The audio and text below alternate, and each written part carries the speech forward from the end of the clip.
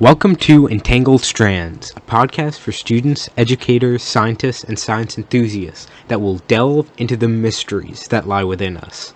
I'm your host, Sidharth Raghavan, and this episode I had the privilege of speaking with Dr. Hans-Willem Snoeck, a professor of medicine at Columbia University. His research focuses on blood stem cells, the immune system, and human lung development and disease. The first part of this episode focuses on Dr. Snoeck's story through science and his groundbreaking work building artificial lungs using stem cells. The second half of the conversation focuses on stem cell therapies and how we can improve on them. You can learn more about Dr. Snoeck's work by reading this episode's notes on brooklynmusings.com or by visiting schnoecklabstemcells.org. Enjoy the podcast.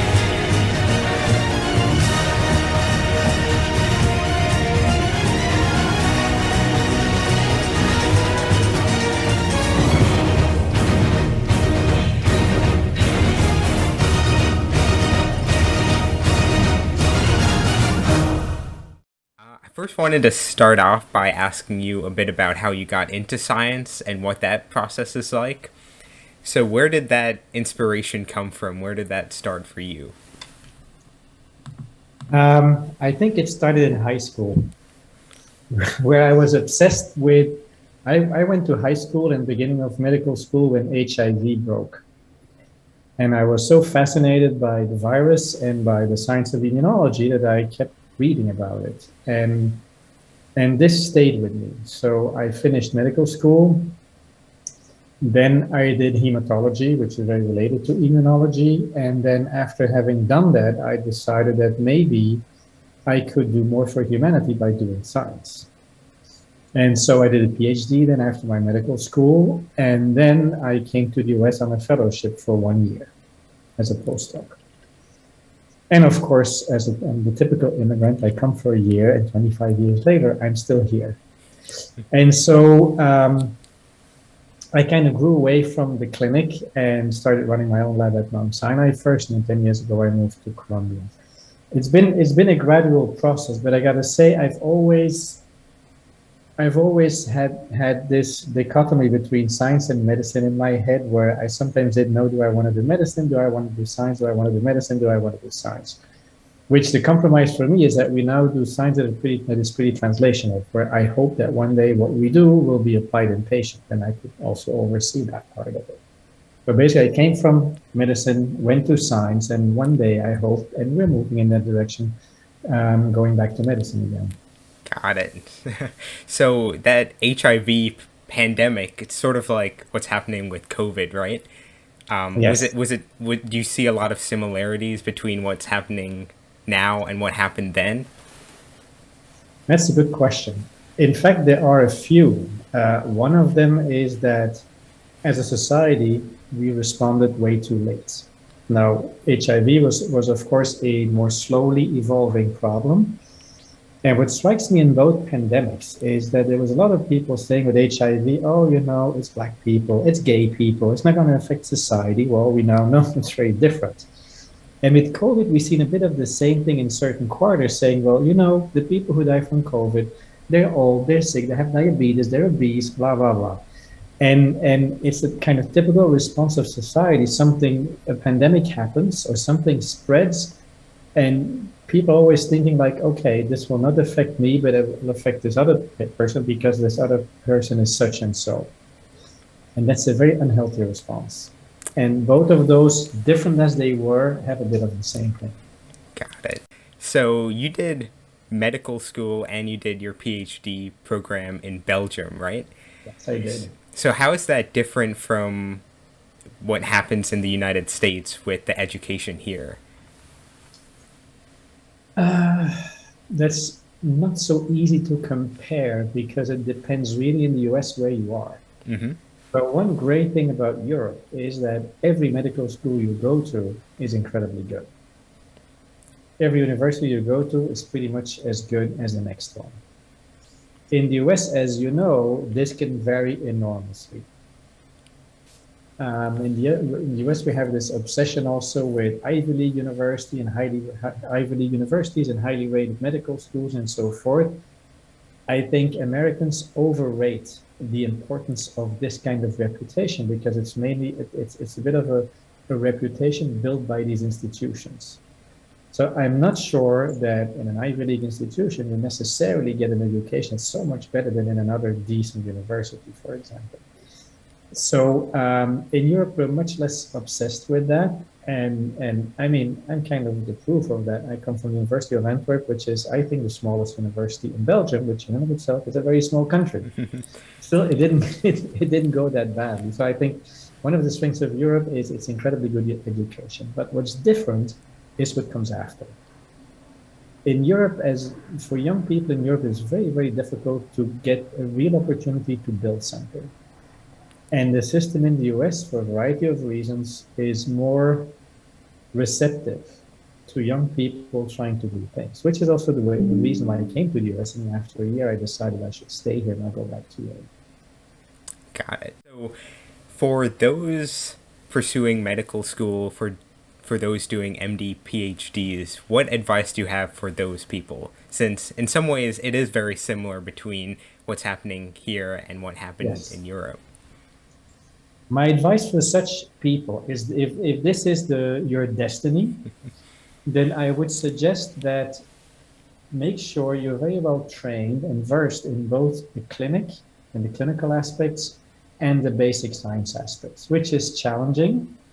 But if you drop one of those, then what's the point of doing this very, very complicated educational track? So what you sometimes see is that MD PhDs, they do their MD, their PhD, and then they go entirely to the clinic, or they go entirely to science. And I would say try to avoid that. Do at least a residency and a fellowship in, say, internal medicine. And if you then want to go in science completely, do this. But you will be so much better educated and better informed on what you do. And automatically your research will become much more translational, geared to caring for patients. Got it. So you started off being very intrigued by HIV. How did that convert to stem cells and being interested in lung development? Yeah, that's long. So HIV is, as you know, an immunological disease. Right. HIV infects T cells. And in the 90s, there was this idea that if you could make the blood stem cells from which these T cells came resistant to the virus, then it's all the progeny of these stem cells would be resistant. So if you genetically manipulated the blood stem cell, the hematopoietic stem cells as it's called, then maybe all the progeny of these cells would be resistant to HIV. And so there was a lot of effort in the 90s to do gene therapy targeted at stem cells to knock out or to manipulate these cells in such a way that HIV could not infect, again, the T cells coming from these stem cells. Now, it so happened that there's another kind of diseases I was very interested in. These are leukemias, blood cancers. And this is where these two interests came together, because I specialize in hematology, so blood diseases, and one of the most obsessed about cells in hematology is this same blood cell, the blood stem cell that sits in the bone marrow. So research-wise, I started studying that, and this is also why the lab I went to wanted me to come to the US, because it was an HIV lab, and they needed someone who knew how to work with these blood stem cells and had ideas of these blood stem cells. So this HIV idea kind of went by the wayside. The field dropped that idea. It was way too complicated to do. Maybe now we have the technology to revisit that, but meanwhile we have HIV drugs, as you know. However, I kept studying stem cells. And why did I study stem cells? Because I'm a hematologist. I was interested in blood cancers and how you treat blood cancers in bone marrow transplantation. What you transplant in a bone marrow transplantation, the only relevant cell is this rare blood stem cells that sits in these bone marrows. And the challenge in this field is, how can we grow this cell in the lab in a dish, which is very hard to do? How can we manipulate it, genetically manipulate it, and so forth? So that's the subject of one part of my lab. But then I had another idea. If you do, and this really comes from the clinic, if you do a bone marrow transplant in people over 35, and this has been known for decades, they do not as well. And what's different in these people don't reconstitute their T cells. So Bone marrow stem cells make a bunch of cells, red blood cells, platelets, white blood cells, and the T cells, these are again the cells infected by HIV, the T cells are your immune effector cells. And the T cells are formed in an organ called the thymus that sits here right above the heart. So stem cells move from the bone marrow to the thymus, and there they make T cells, and they put out these T cells that makes your whole immune system. The problem is that from puberty on, the thymus involutes, shrinks. There's lots of biological reasons for that, we think, but the fact of the matter is, after puberty, you barely make any new T cells. Now, if you happen to have leukemia later on, and you need a bone marrow transplant, the way this works is the patient is treated with irradiation or very severe chemotherapy, so you wipe out the bone marrow and all the blood. You also wipe out what's remaining of the thymus. Then you're coming in with fresh bone marrow and fresh stem cells. They go to the bone marrow of the patient, they make all these blood cells, and this works incredibly well. But since the thymus is not there anymore, these patients don't make T cells very well.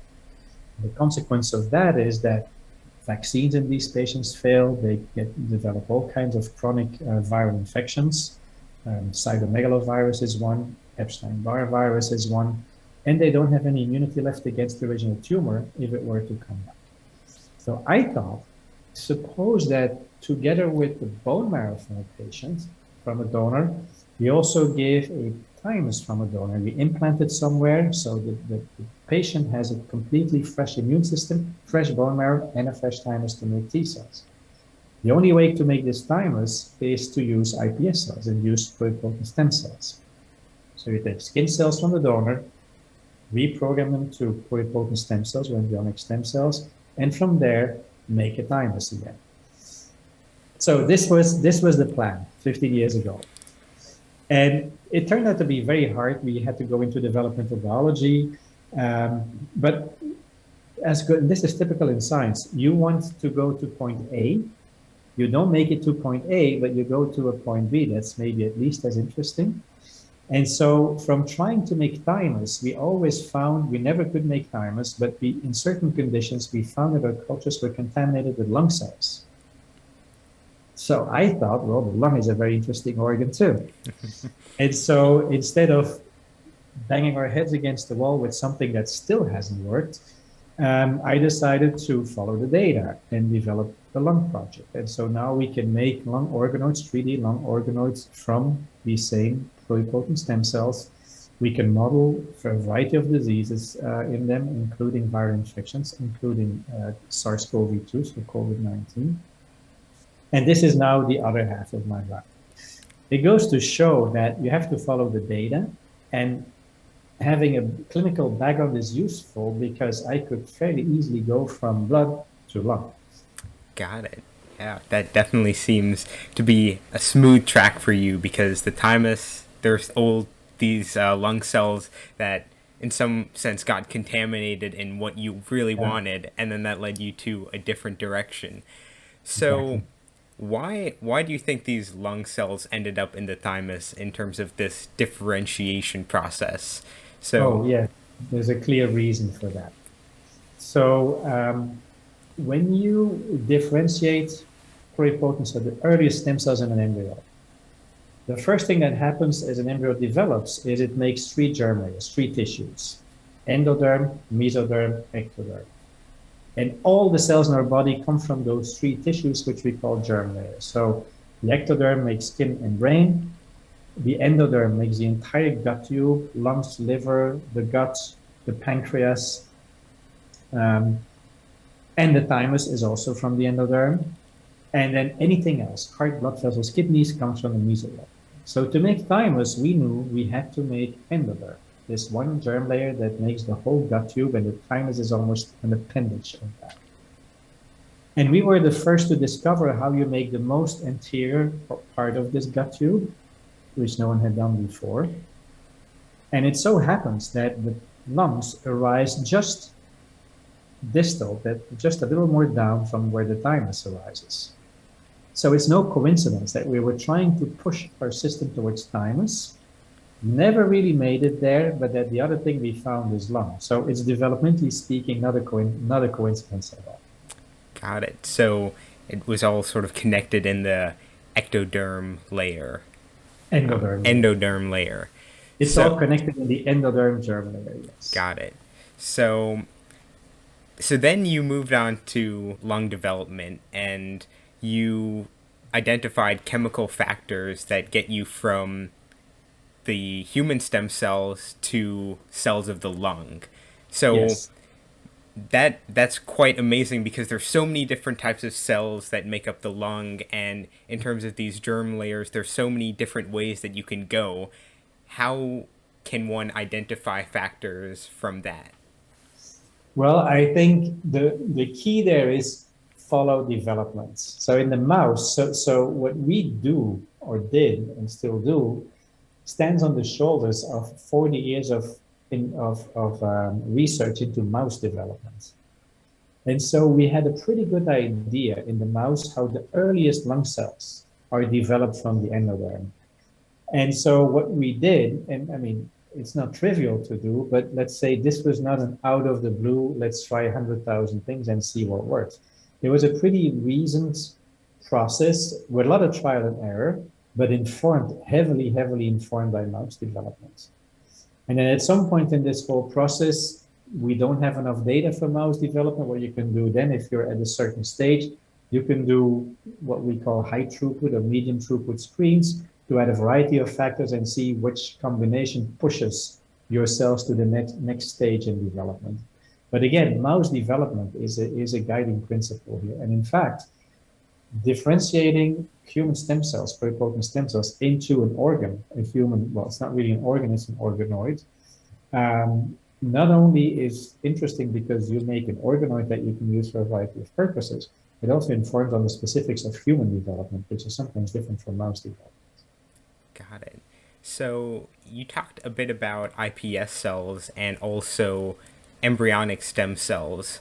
And so iPS cells, they were developed a lot later in 2006 with the discovery of Yamanaka factors.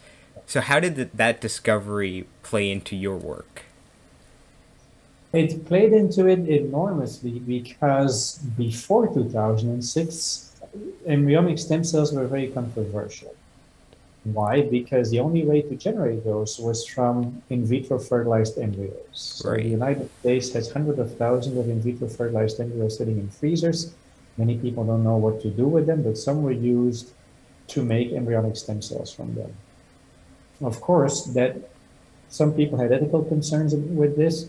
It also limits the number of lines you can use. Now, I must say, once you have a line, you can grow it forever.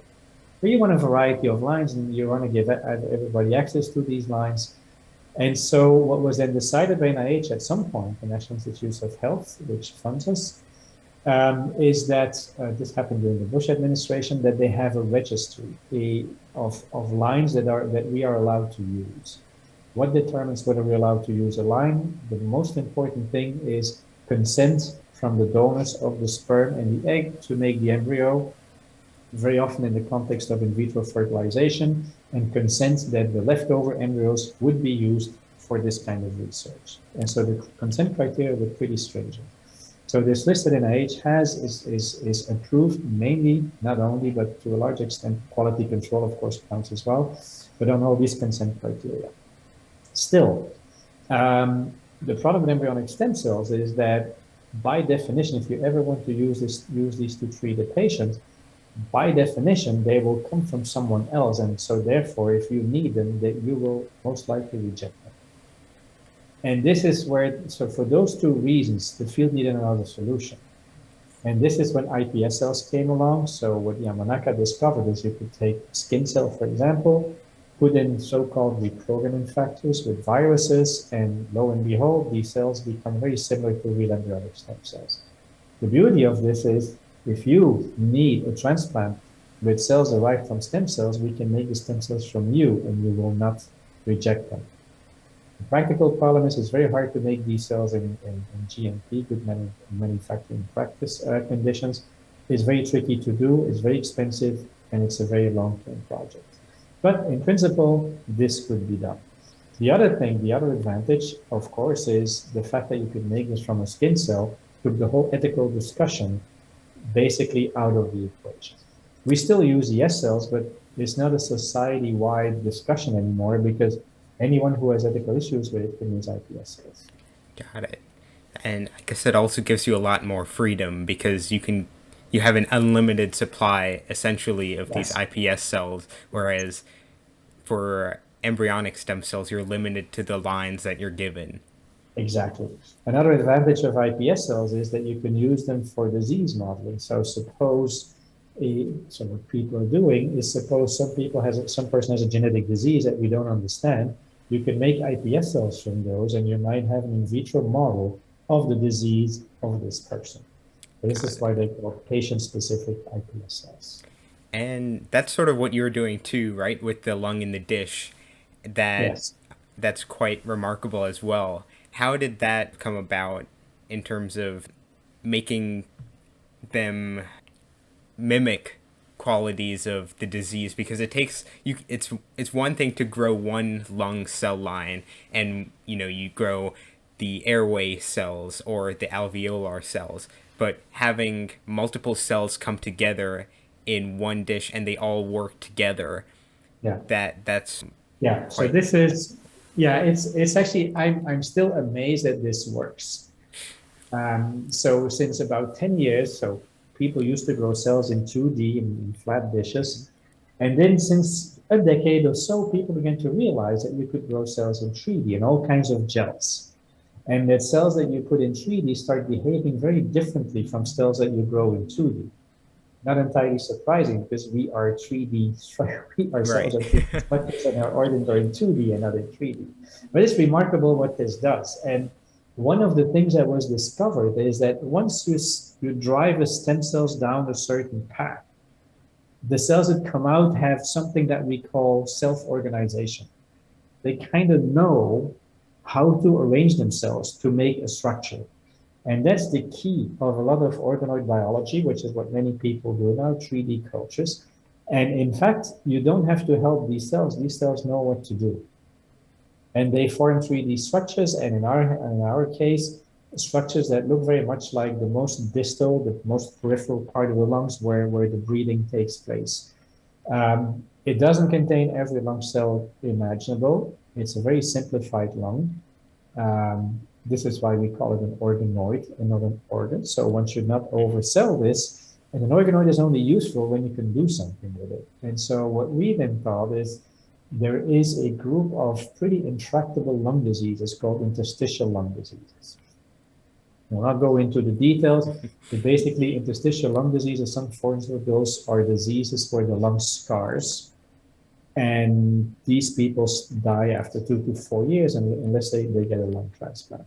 There are no good treatments for those diseases. And it turns out that if we put into our organoids the mutations that some of these patients have, the organoids become fibrotic, scarred.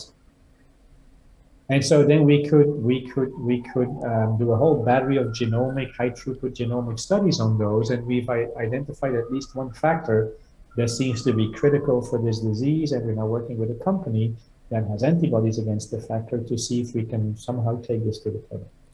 Right. So you put parts of that disease into the culture and you found that there was this one factor that is responsible.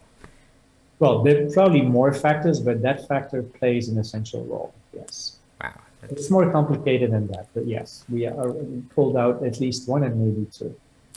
So so now that's sort of getting into the translational aspect of lung development. What about lung transplants and the more, I guess, bigger procedures that are sometimes necessary for people? Is there something ahead for that? Good question. We're working on that, but let me tell you up front, it's still far away. So what are the issues with lung transplant? The disease we're working on is called idiopathic pulmonary fibrosis, for short IPF. There's about 30,000 patients in the US. There's only 1,700 donor lungs. So you see the Yeah. problem.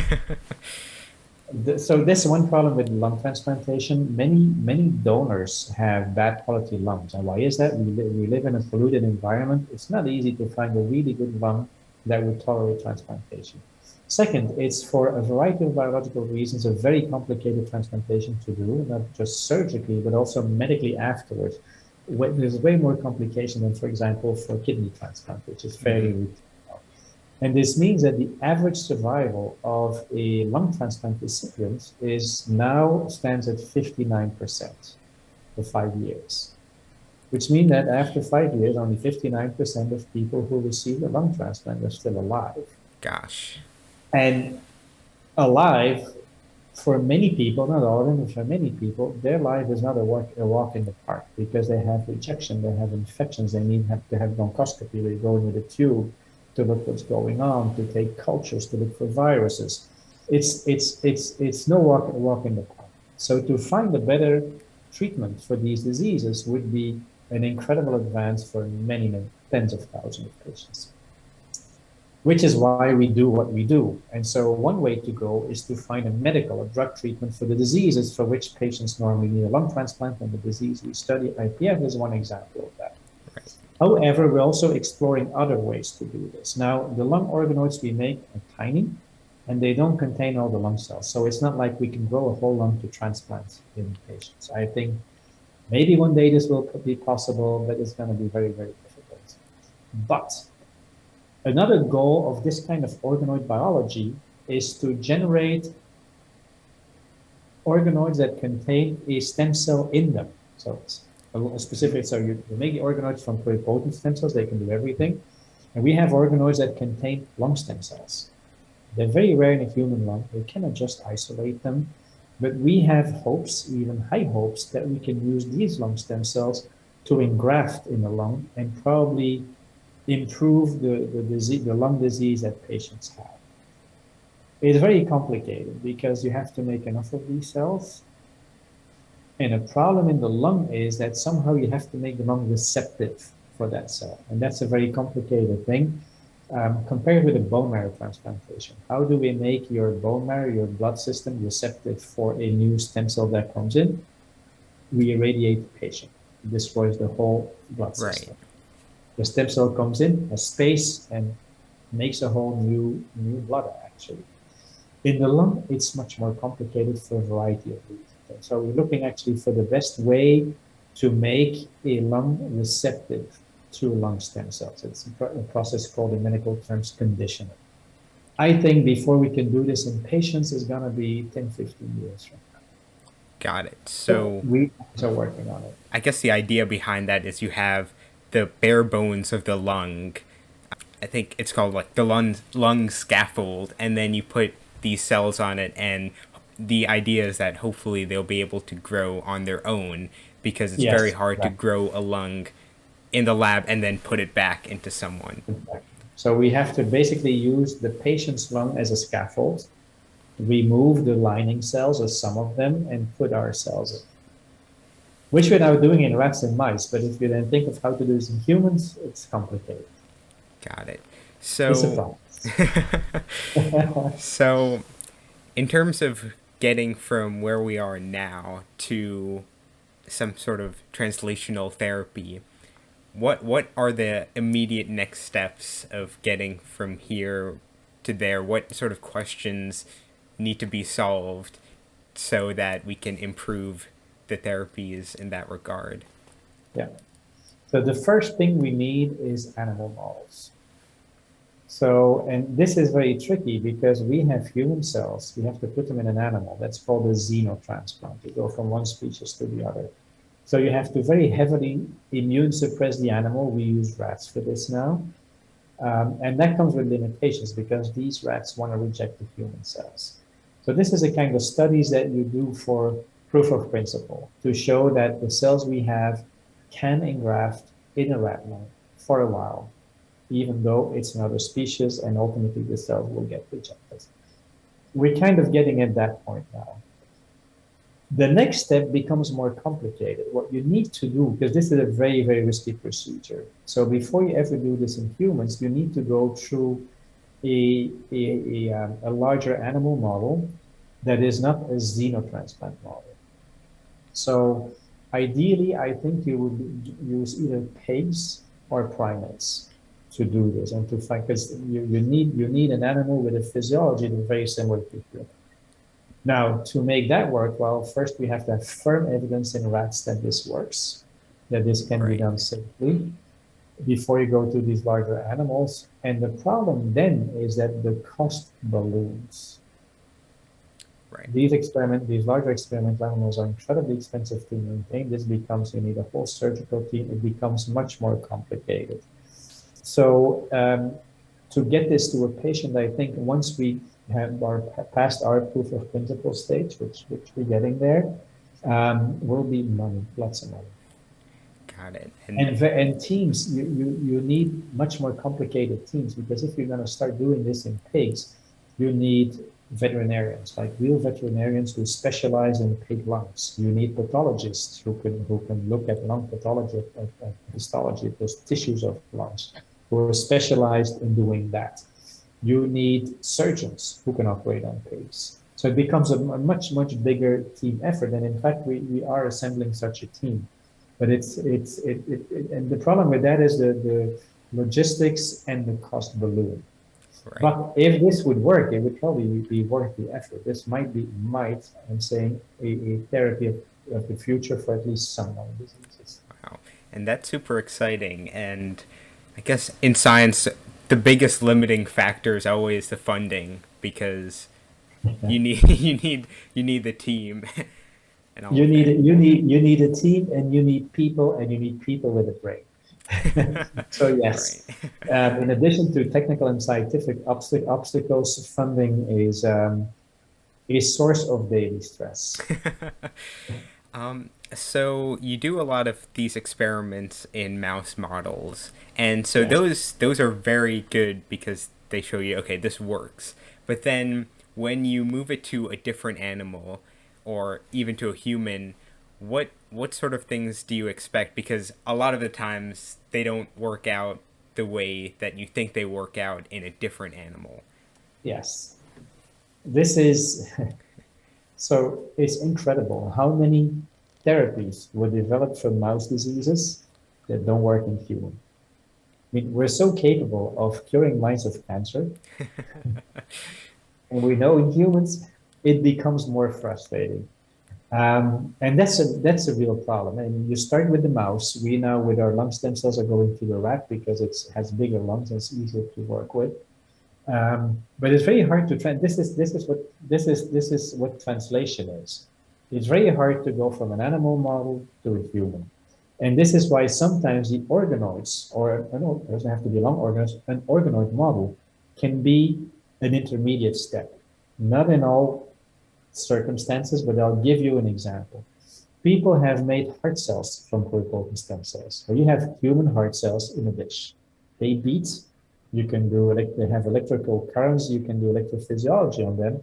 Now it turns out a lot of drugs that are marketed have sometimes abnormal rhythms, cause sometimes abnormal rhythms in the heart as a side effect. It doesn't happen in many people, but it happens in some people.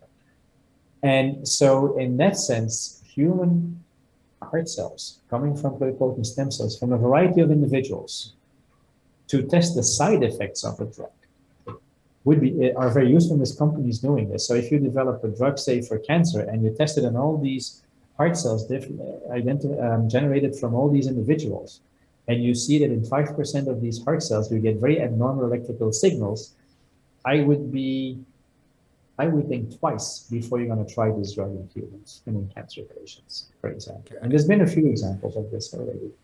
So the translation can sometimes be helped by organoids. However, the example I gave of cell therapy is more complicated. So I guess in a lot of the published work that says, okay, this is an established idea and it works in mouse models, there's still a long way to go before you can definitively say, okay, this might actually work in humans. Yes. And so again, this is where organoids might come in. These organoids can show that indeed it could work in humans. But of course, an organoid is not an organ, and an organ is certainly not a human.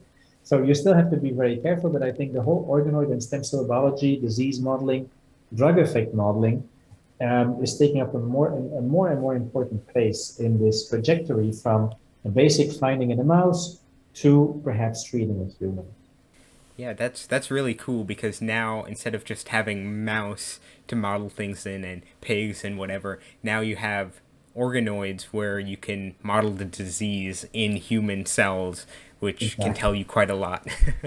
Now, our conversation shifts from developing artificial lungs to developing allogeneic stem cell treatments. Treatments where the stem cells are not derived from the patient. We focus on CAR T cell therapy, a treatment for leukemia that is engineered by taking a patient's immune cells, specifically their T cells, and reprogramming them to identify cancer cells. However, building a therapy using a person's own cells takes time and is costly. Recently, scientists have suggested using induced pluripotent stem cells to artificially create CAR T cells. How would this work? Induced pluripotent stem cells would be differentiated into CAR T cells and be stored in hospitals for whenever a patient may need it. And now, the conversation continues. Why are iPS cells, why are these stem cells such a good option for these therapies and for creating them?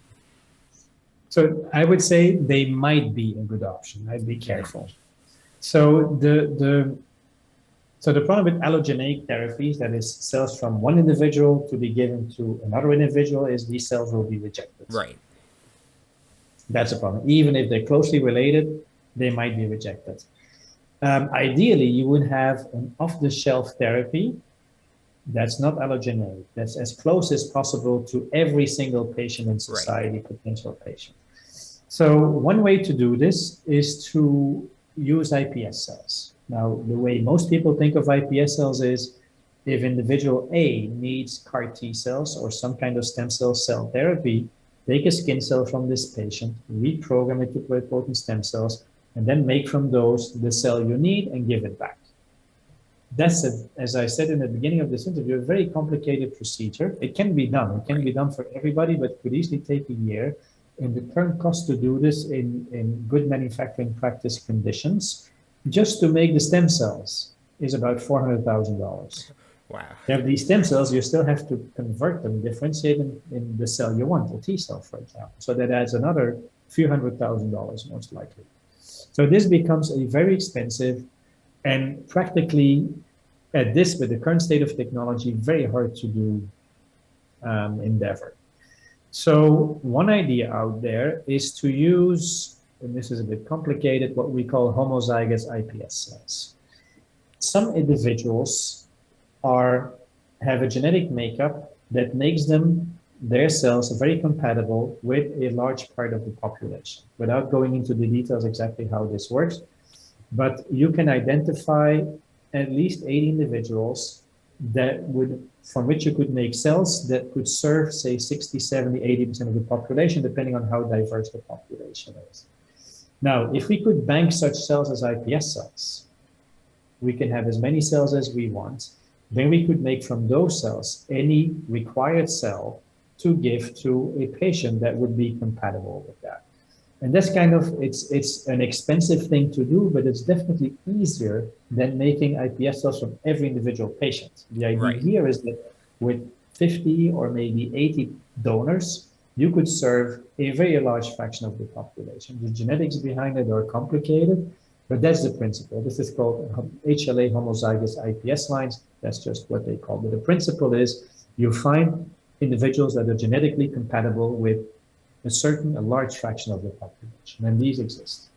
Right. And so in making iPS cells, you're taking skin cells, you're reprogramming them, and then you're differentiating back into T cells. And so one of my questions is, well, why don't you just take T cells from patients and just use those, and then you won't need to go through the differentiation process? So why are iPS cells a lot better than that option?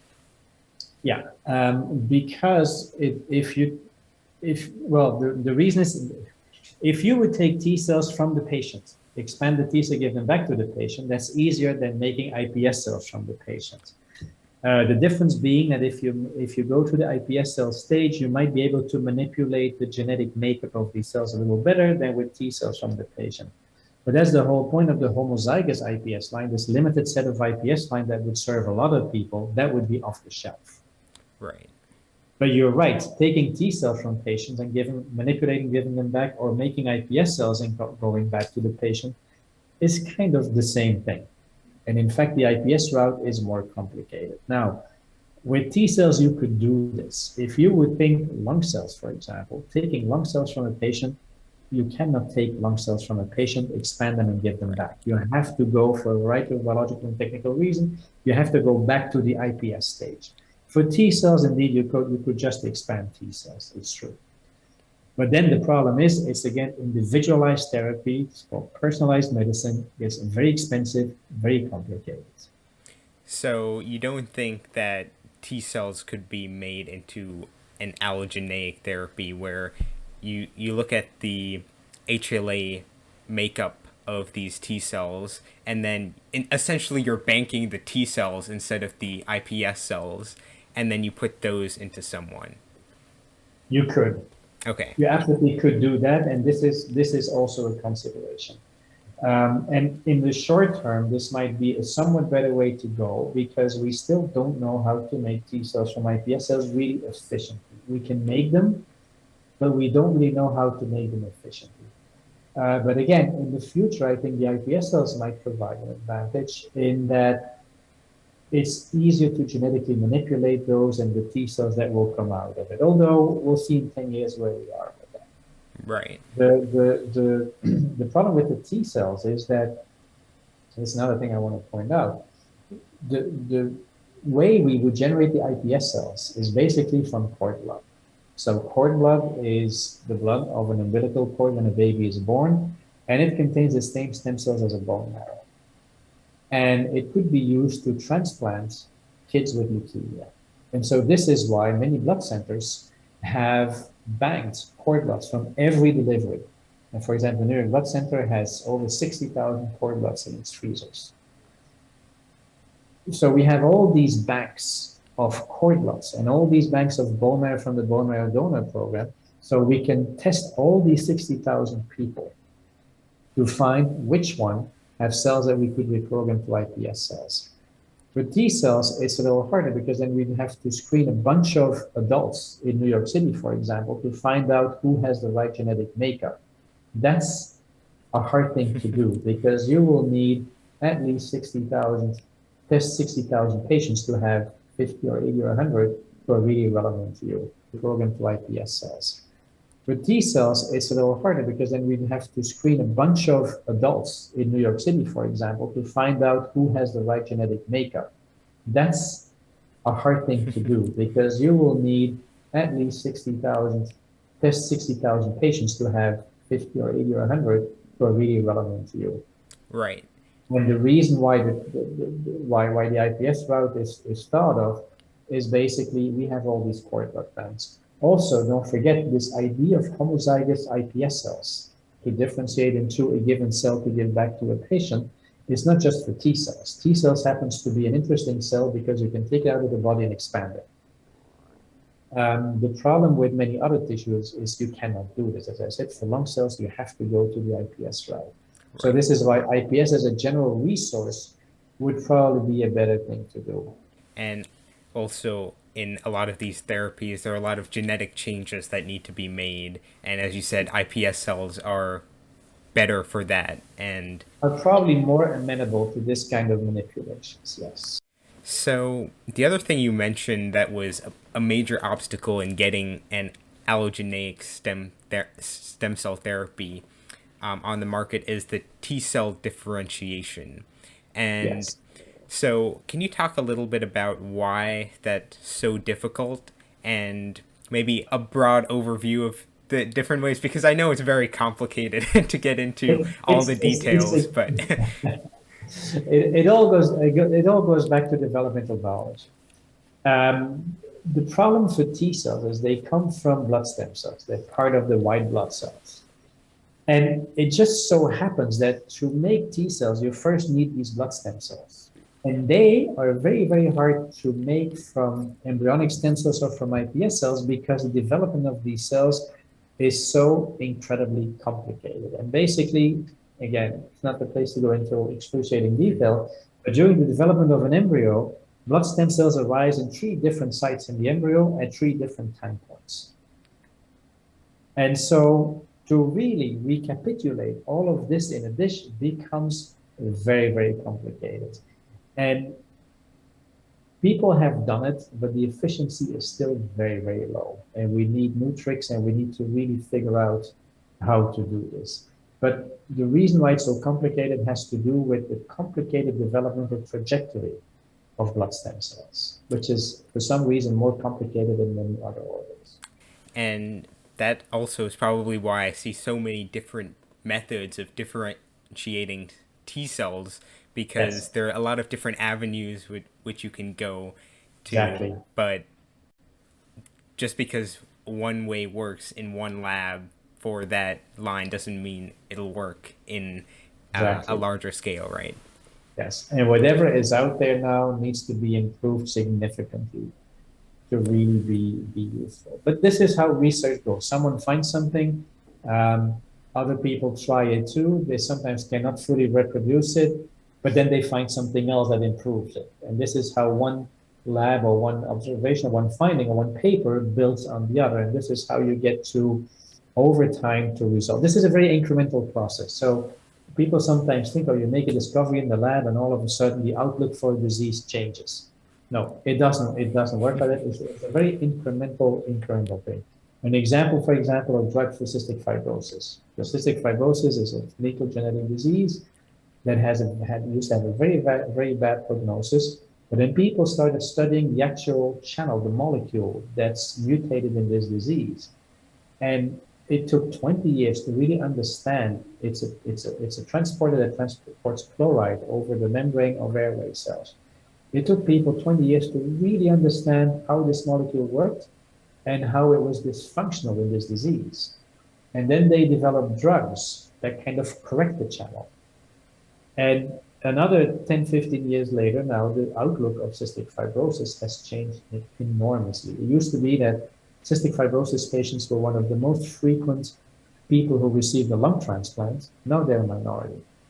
Wow. So how 30, 40 years of really in-depth biology and basic science has resulted in something that has changed the lives of thousands of patients now. But this is not a one day a scientist wakes up and has an idea kind of thing. It's a long slog by hundreds of labs and companies. So I think you talked about this briefly earlier, but in terms of T cell differentiation and lung cell differentiation, which you focus on a lot, T cell differentiation, you said, is a bit harder because there are more avenues you can go through? Yes, it is just harder, not just because there's more avenues you can go through. In fact, I think there's only one good avenue, but it's a circuitous route and it's very hard to find the right way to go. In lung, it turned out to be more straightforward, although sometimes discoveries can change this. For example, when I started working on lung, the field knew how to make from these pluripotent stem cells something that looked like liver cells, early pancreas cells, some intestinal cells, so everything that was basically the posterior endoderm. And no one had been able to make anything that looked like something that was above the diaphragm in humans. And we did screens because we know if we want to make thymus, we have to go to the anterior endoderm, the part closest to the mouth, and no one had been able to do that. And so then we did screens and we were the first to find a way to do this. So all of a sudden, people could make endoderm that corresponded to the part of the endoderm closest to the mouth. So this is the esophagus, the thymus, the lungs, and the thyroid gland.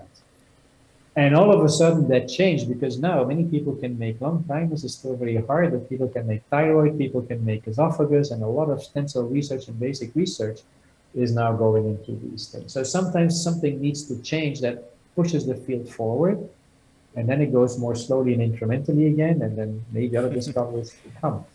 In the blood, it has been harder thus far. It's going to happen. We just need more sophistication. Got it. It's really a roller coaster of discovery. Yes. Through. And years of frustration too. So, in terms of creating these universal cell therapies, or at least these off the shelf cell therapies, what would you say is the most important next step or the most important problem to solve? Um, I think the very first problem to solve is make the right cells. Right. I think that's problem number one. And the next one is then develop the right animal models to prove that they could work in humans. But make the right cells is, I think, the biggest hurdle now. So cell therapies now exist for the blood, obviously, bone marrow transplantation. They exist for the cornea, Mm-hmm. corneal diseases. They exist for as temporary rescue for burn patients for the skin. But overall, not many stem cell therapies are applied thus far. And one of the reasons is make the right cell and prove that this is really the right cell and then show that it can engraft, it can do something useful. It's not easy. So yeah, there's a long way to go in that regard for sure, and there are some people who say, okay, well, that's a hurdle we have to get past, and we need to do that. But in terms of the rejection hurdle, the HLA matching hurdle, well, maybe we don't need to do that. Maybe we don't need matching, and we can cut this out. Or maybe we don't need to match everything. We only need to match a couple genes that are very important for rejection and alleviating that. So what do you think about those approaches? Well, the homozygous IPS lines I talked to you about, basically, they have matches for the most important genes that never fully match to everybody. Right. That's already one example of that, and we know from organ transplants, not every match is as important as the other one. But still, you have to do this in a feasible way. And so ideally, you would have a limited set of lines from which you can make whatever you want and give it to patients. It's a real hurdle. The other solution could be that we have a faster way of making iPS cells from every single individual. But we don't have this at this point. And I know in Japan, there's an institute that's doing a lot of research on making this faster, cheaper, and more reproducible. It has not been easy. Then a third change could come from immunology, because there is a lot of research in making a host accept donor cells. But still, that at this point still requires suppressing the immune system of a patient. And that comes with consequences, because these patients develop infections and other cancers because they have a dysfunctional immune system and has a lot of side effects. But a lot of immunological research is aimed at trying to find better ways to control the immune system of the host, of the recipient of the cells. But again, this is a slow and incremental process. I mean, the main drug that we use is cyclosporin A, which every transplant patient almost receives. Very important discovery. It really efficiently suppresses the immune system, but these are blunt tools. They suppress the whole immune system, not just a response to the cell or the organ you bring in. And a lot of immunological research is done to specifically make a recipient tolerant to the organ or the cells you put in. Right. Very complicated. Yeah. We have not really achieved it yet. Yeah, I think even in the best case scenario, immune rejection will always be a looming problem with whatever cell therapy that... It's always going to be a looming, yes, exactly. Yeah, and so that sort of concludes what I wanted to talk to you about. So thanks so much for answering and for chatting with me. In terms of what I wanted to end on was, I know you talked about knowing the biology and how important that is for understanding what you're doing in the lab and for getting ahead and making something that's actually useful. Yeah. Is there anything else like that where this is really crucial if you want to get into this field and want to pursue immunology or something that's related to that? I would say, and this is a weakness of many scientists in biological and biomedical research, I would say learn bioinformatics learn programming, learn Python, learn R, get in-depth knowledge of statistics, because it's an incredible weakness in many people who do this kind of research. And I think young people who get into there have minds that are capable of working with computers and programming languages. I think that should be a very, very important part of your toolbox.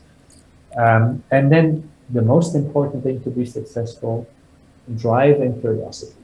Drive and curiosity. I couldn't agree more. I'd like to thank Dr. Snoeck once again for taking the time to sit down for the interview. You can read more about his work on my blog, Brooklyn Musings, and on the Snoeck Lab page of Columbia University. Thank you, and I'll see you next time on Entangled Strands.